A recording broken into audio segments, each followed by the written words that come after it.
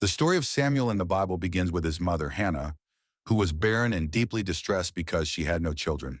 She prayed fervently at the tabernacle in Shiloh, promising God that if he gave her a son, she would dedicate him to his service. Eli, the high priest, witnessed her silent prayer and assured her that God would answer. God answered Hannah's prayer, and she gave birth to Samuel. True to her vow, Hannah brought Samuel to the tabernacle when he was young, leaving him in Eli's care to serve God. Hannah expressed her gratitude in a beautiful prayer, which foreshadowed themes of God's sovereignty and justice. Samuel grew up in the tabernacle, ministering before the Lord under Eli's guidance. Even as a boy, Samuel was known for his faithfulness and devotion to God. One night, while Samuel was sleeping in the tabernacle, God called out to him.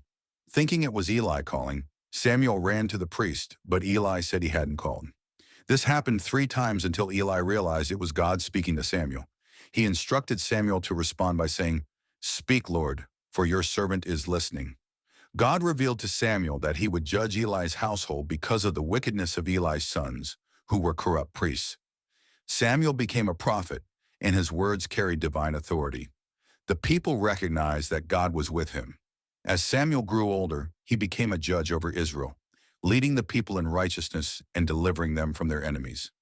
During this time, Israel faced challenges, including the Philistines, who captured the Ark of the Covenant after the Israelites took it into battle without seeking God's will.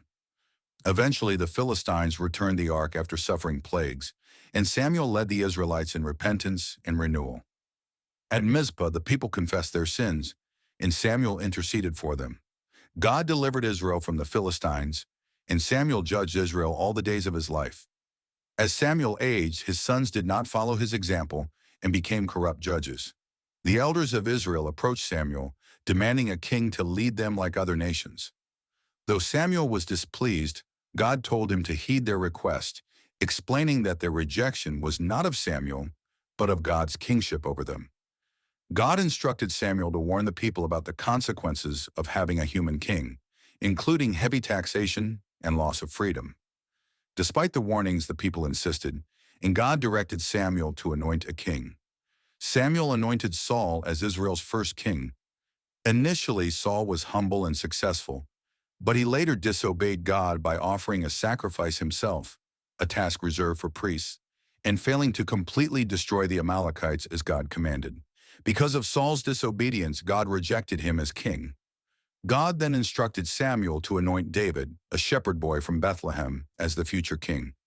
Though David was young and seemingly insignificant, God saw his heart and chose him to lead Israel. Samuel secretly anointed David, marking the beginning of his rise to power. Samuel remained a respected figure throughout his life, even as Saul's reign deteriorated. After Samuel's death, he was mourned by all Israel. Interestingly, Samuel makes a posthumous appearance when Saul, desperate for guidance, consults a medium at Endor. Through this forbidden practice, Samuel's spirit is summoned, and he delivers a final prophecy of judgment against Saul. Samuel's life exemplifies obedience, prayer, and devotion to God. His story emphasizes that God is ultimately in control, raising up leaders and removing them according to his will. Samuel bridged the gap between the era of judges and the monarchy, playing a pivotal role in Israel's history.